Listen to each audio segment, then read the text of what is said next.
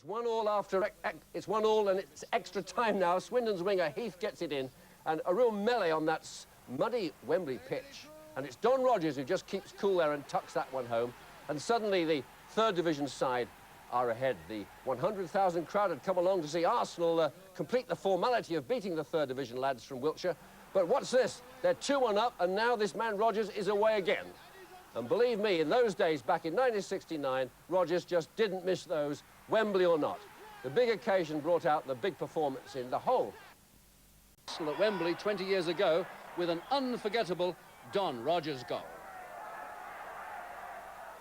It set the West Country alight, and soon Swindon townsfolk were saluting their returning heroes, perhaps the best ever third division side the various cup competitions came flooding back. As recently as last season, Swindon were beating 3 First Division teams in the Simod Cup. Derby fell, Chelsea fell, and then Norwich City. Yes, Swindon came within 90 minutes of another Wembley appearance.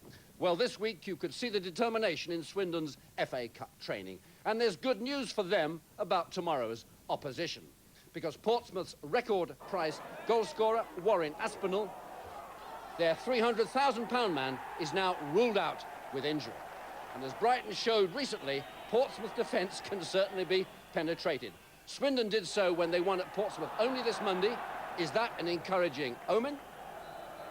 It doesn't do any harm, but if anyone thinks that they're going to go to Fratton Park in a cup tie and have similar joy as we did the other day, then they're probably wrong. Everything went right for us the other day.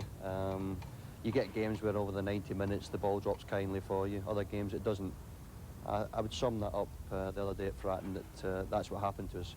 But they'll be ready for a cup tie. They're a big club, and it was a little bit embarrassing for them the other day losing to us. They regard themselves as a big club. Swindon Town is a small club. They'll be out for revenge on Saturday. Is your team beginning to take shape now, Lou? Only 1 loss in 7 matches. For instance, Shearer's beginning to hit the back of the net, £250,000 player, 3 goals in the last 4 games.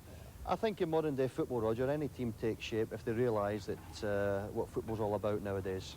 Which is? A lot of hard work, a willingness to win.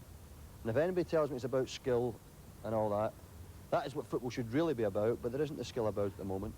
When we talk about Paul Gascoigne and people like that as being entertainers, we're clutching at straws a little bit. Is that why your boys are made to work so hard in training?